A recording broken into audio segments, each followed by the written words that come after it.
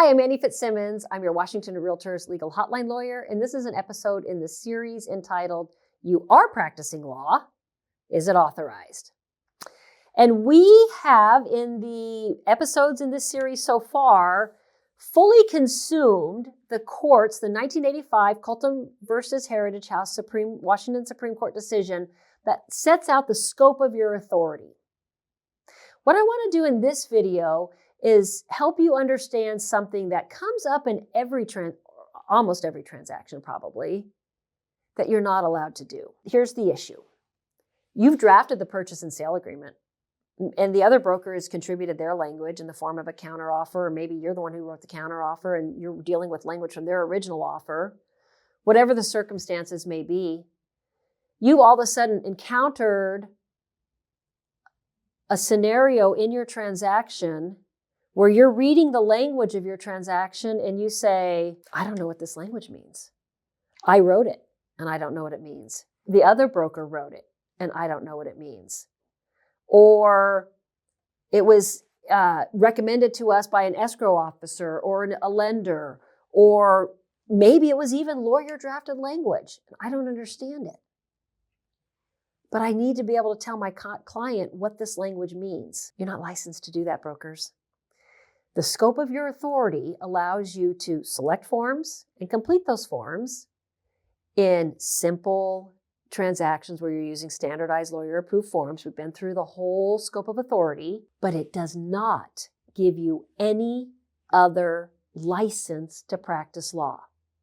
When a client comes to you, or maybe you're the one who realized there's the problem, when you have a contract, an existing contract, and the parties need assistance in understanding their legal rights and obligations under that contract, they need legal advice.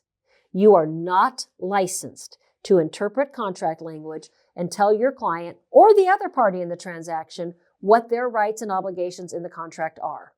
This comes up all the time in a variety of scenarios. Some of the ones that are most frequent are scenarios where sellers on the way out the door, buyer thinks that they have the right to some personal property items, even fixtures maybe that the seller has taken. What am I entitled? What is seller entitled to take? What is buyer entitled to keep? Conditions of the property. Seller agreed to make certain repairs. Buyer argues that they aren't made sufficiently. Has seller risen to the requirement set forth in the purchase and sale agreement? Seller has put conditions around buyer's performance that would lead to making the earnest money non-refundable, whatever that means. Other conditions on the performance of either party. Buyer's not required to close unless seller has done this. Seller's not required to close unless buyer has done this.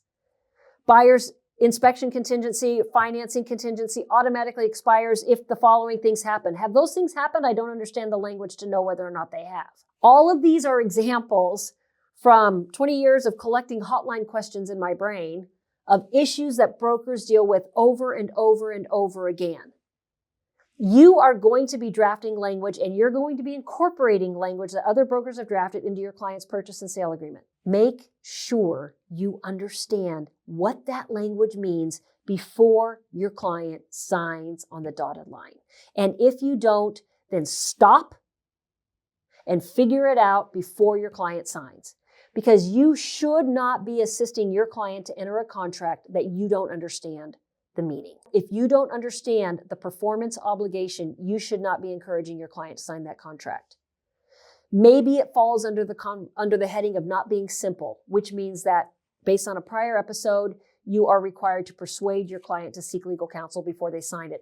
Maybe the listing broker has written this super goofy language and your buyer says, yeah, I agree with you. I don't understand this language either, but I know I want to buy the property. So give me my pen. I'm going to sign it. If that's what the buyer wants to do, that's fine. That's the buyer's decision. It's your job to make sure that you have protected yourself and your firm by notating in your transaction folder your advice to this buyer that you do not understand the terms of this provision. You cannot give them the advice on this non-standardized provision, and you advise them to seek legal counsel. And then don't give them legal advice. If you have questions on this topic or any other, please ask a question by visiting warealtor.org.